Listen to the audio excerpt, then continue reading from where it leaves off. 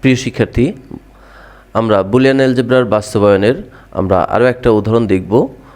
এই উদাহরণগুলো দেখলে মোটামুটি বুলিয়ান অ্যালজেব্রার সমীকরণগুলো যে কোনো গেট দ্বারা বাস্তবায়ন তোমাদের আশা করছি ক্লিয়ার হয়ে যাবে ইনশাল্লাহ। দেখো, এই সমীকরণটা একটু খেয়াল করো যে এটাকে আমরা বাস্তবায়ন করব। এখানে কিন্তু যেখানে যে গেট প্রয়োজন সেখানে সেই গেটটাই আমরা ব্যবহার করব। আমাদের এখানে কোনো বাধ্যবাধকতা নাই যে শুধু মৌলিক গেট দ্বারা বাস্তবায়ন করো, বিষয়টা এমন নয়। মৌলিক গেটের জায়গায় মৌলিক গেট, যৌগিক গেটের জায়গায় যৌগিক গেট, যেখানে যেটা লাগে। এখন আমরা সমীকরণটা দেখে আগেই একটু পরিকল্পনা করে নিই যে কী কাজটা করব। দেখো, এই যে ব্র্যাকেটের মধ্যে থাকলে এটাকে একটা প্যাকেট আকারে কল্পনা করতে পারো, বা এই যে বারের আর টোটাল বারের আন্ডারে যারা থাকবে এটাকেও একটা ছোট্ট প্যাকেট, হয়তো যে কোনো কিছু প্যাকেট দিয়ে আটকানো, এরকম প্যাকেট হিসেবে কল্পনা করতে পারো যে এই প্যাকেটটার সাথে এই প্যাকেটটা যোগ হবে। তাহলে এই প্যাকেটটা আগে রেডি করতে হবে, তারপরে এই প্যাকেটটা রেডি করতে হবে।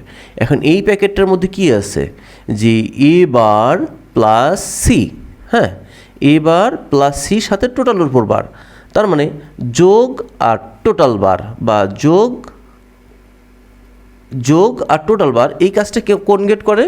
এই কাজটা করে হচ্ছে নর গেট। নর গেটের কাজ হচ্ছে যোগ করা আর টোটালের উপর বার দেওয়া। আর ন্যান্ড গেটের কাজ কি মনে আছে তো নিশ্চয়ই? ন্যান্ড গেটের কাজ হচ্ছে গুণন করা আর টোটালের উপর বার দেওয়া। আর নর গেটের কাজ যোগ করা আর টোটালের উপর বার দেওয়া। তাহলে এইখানে অবশ্যই যে এ বারের সাথে সিটা যোগ হয়েছে টোটালের উপর বার, তাহলে এইটাও নর গেট ইউজ হবে। এখানেও কিন্তু নর গেটটা ইউজ হচ্ছে, যে বি তার সাথে কে যোগ হয়েছে, সি বার, বি যোগ সি বার সাথে টোটালের উপর বার, হ্যাঁ। তাহলে তার মানে এখানেও কিন্তু আমার নর গেট ইউজ হবে।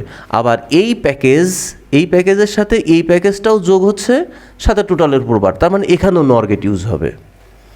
তাহলে আমরা এই পরিকল্পনা অনুসারে বাস্তবায়নটা শুরু করি।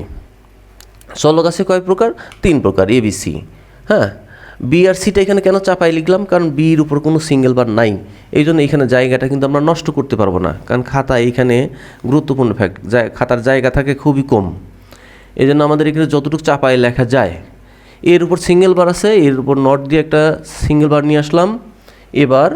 আর সির উপরও সিঙ্গেল বার আছে, তার মানে এখানে নট গেট ইউজ করতে হবে, সির উপর বার। এই লাইনগুলো টানা হয়ে গেল। এখন এই প্যাকেজটা রেডি করব। আর এখানে কে যোগ হচ্ছে? এ বার যোগ সি সাথে টোটাল বার, তারপরে নর গেট যোগ করবে আর পুরুকের কাজটা করে দিবে। এ বার থেকে একটা লাইন টানলাম আর সি থেকে একটা লাইন টানা হলো। আউটপুট কেমন হবে? এই যে এ বার প্লাস সি টোটাল বার। এখন এই অংশটা রেডি করতে হবে। তাহলে আমার লাইন যাবে কোত্থেকে?